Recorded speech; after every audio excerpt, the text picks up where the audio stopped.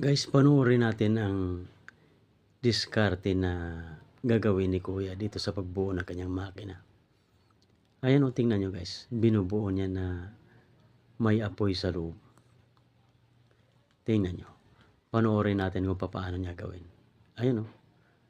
Nilagyan ng langis. Tapos sinindihan niya ng apoy. Bah, tingnan nyo. Ang lakas ng apoy no.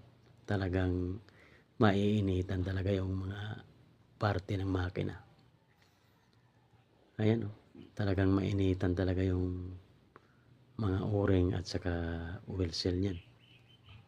Mas lalo daw kasing tumitibay ang pisa sa loob ng makina habang ito ay binubuo na may apoy. Siya lang yata nakapag-isip ng ganito. Tingnan nyo guys. Binubuo niya na may apoy.